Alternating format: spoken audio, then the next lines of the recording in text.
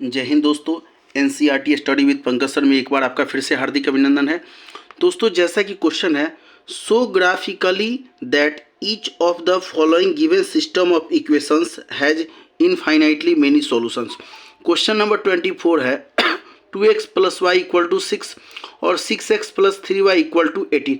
तो चलिए क्वेश्चन को सॉल्व करते हैं। तो यहाँ पे दो इक्वेशन है, 2x plus y equal to 6 और 6x plus 3y equal to 18। तो पहले इक्वेशन के लिए हमने ये बॉक्स बना लिया है, ये x है और ये y है। तो पहला इक्वेशन है मेरा 2x plus y equal to 6। तो पहले इक्वेशन के लिए हम y का मान क्या रखते हैं, 0 रखते हैं। तो y का मान 0 रखेंगे तो क्या हो जाएगा, 2x plus y equal to 6। Sorry, तो y के जगह पर क्या रखेंगे, हम 0 रखेंगे। तो 2x इक्वल टू 6 हो जाएगा। तो x इक्वल टू क्या हो जाएगा, 2 मल्टीप्लाई में इधर आके डिवाइड में आ जाएगा। तो 2 से 6 3 टाइम में कटेगा, यानी y का मान यदि 0 रखते हैं तो x का मान क्या निकलेगा, 3 निकलेगा। चलिए अब हम लोग इस बार क्या रखते हैं, इस बार हम x का मान 0 रखते हैं। तो क्या होगा, 2 और x के जगह पर रखेंगे 0 प्लस y इक्वल टू 6। 2 को 0 से मल्टीप्लाई करेंगे तो 0 हो जाएगा। तो y इक्वल टू हो जाएगा 6, यानी यदि हम x का मान 0 रखते हैं तो y का मान क्या निकलेगा, 6 निकलेगा। चलिए पहले इक्वेशन के लिए इस बार हम x का मान 1 रखते हैं। तो 2 और x के जगह पर रखेंगे 1 प्लस वाई इक्वल टू 6 हो जाएगा। 2 1 जा 2, प्लस में इधर आकर के माइनस में हो जाएगा। तो क्या लिखेंगे इसको, 2 प्लस वाई इक्वल टू 6। तो y इक्वल टू क्या हो जाएगा, 2 प्लस में इधर आकर के माइनस में हो जाएगा, 6 माइनस 2। तो y इक्वल टू क्या हो जाएगा, 4 हो जाएगा। यानी यदि हम x का मान 1 रखते हैं तो y का मान मेरा क्या निकलेगा, 4 निकलेगा। चलिए अब हम लोग सेकेंड इक्वेशन पर आते हैं। जैसा कि सेकेंड इक्वेशन है 6x plus 3y equal to 18 हो जाएगा। तो इसमें हम क्या रखेंगे, x का मान हम 0 रखते हैं। यदि x का मान 0 रखेंगे तो 6 और x के जगह पर 0 प्लस 3y इक्वल टू 18 हो जाएगा। 6 को 0 से मल्टीप्लाई करेंगे तो 0 हो जाएगा। तो 3y इक्वल टू 18 हो जाएगा। तो y इक्वल टू क्या हो जाएगा, 3 मल्टीप्लाई में है, डिवाइड में आ जाएगा। 3 से 6 बार में कट जाएगा, यानी y का मान क्या निकलेगा, 6 निकलेगा। चलिए अब सेकेंड इक्वेशन के लिए इस बार हम y का मान 0 रखते हैं। यदि y का मान 0 रखेंगे तो 6x प्लस 3 और y के जगह पर रखेंगे 0 इक्वल टू 18। तो 3 को 0 से मल्टीप्लाई करेंगे तो 0 हो जाएगा। तो 6x इक्वल टू हो जाएगा 18 हो जाएगा। तो x इक्वल टू क्या हो जाएगा, 6 मल्टीप्लाई में डिवाइड में आ जाएगा, 6 3 जा 18, यानी x का मान कितना निकलेगा, 3 निकलेगा। यदि हम y का मान 0 रखते हैं तो x का मान मेरा कितना निकलेगा, 3 निकलेगा। चलिए इस बार हम y का मान क्या रखते हैं, 1 रखते हैं। इसी इक्वेशन के लिए हम y का मान क्या रखते हैं, 1 रखते हैं। तो 6x प्लस 3y के जगह पर रखेंगे 1 इक्वल टू हो जाएगा 18। 3 को 1 से मल्टीप्लाई करेंगे तो 3 हो जाएगा।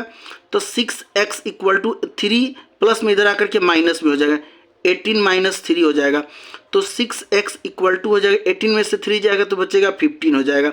तो x इक्वल टू क्या हो जाएगा, 15 में 6 मल्टीप्लाई में डिवाइड में आ जाएगा। तो 2 3 जा 5 3 जा, 2 से 5 में डिवाइड करेंगे तो 2.5 आ जाएगा। यानी यदि y का मान 1 रखते हैं तो x का मान क्या निकलेगा, 2.5 निकलेगा। तो चलिए सारे के कोऑर्डिनेट्स लिख लेते हैं। तो पहला इक्वेशन है मेरा 2x plus y equal to 6। इसके लिए a के कोऑर्डिनेट्स हो जाएगा 3 और 0, b के कोऑर्डिनेट्स हो जाएगा 0 और 6, c के कोऑर्डिनेट्स हो जाएगा 1 और 4 हो जाएगा। चलिए हम दूसरे इक्वेशन में आते हैं। सेकेंड इक्वेशन है 6x plus 3y equal to 18।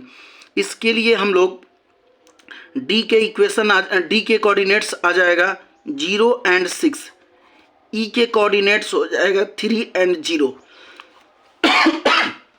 और f के कोऑर्डिनेट्स हो जाएगा 2.5 और 1। अब इसको हम क्या करते हैं, ग्राफ पे सॉल्व करते हैं।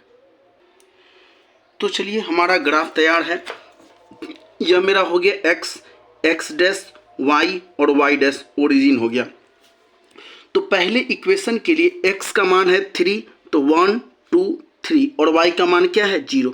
तो ये पॉइंट हो जाएगा 3 एंड 0। ए पॉइंट ए के कोऑर्डिनेट्स हो गया। बी के कोऑर्डिनेट्स है x का मान है 0 और y का मान है 6। तो 1 2 3 4 5 6, ये हो जाएगा 0 एंड 6। यह हो गया बी के कोऑर्डिनेट्स। सी के कोऑर्डिनेट्स x का मान है 1, x का मान है 1 और y का मान है 4।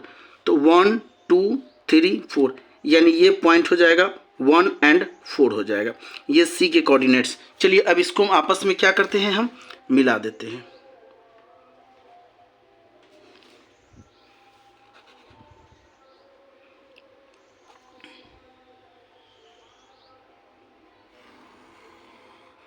चलिए अब सेकेंड इक्वेशन में आते हैं। x का मान 0 है और y का मान 6 है, तो यही पॉइंट होगा।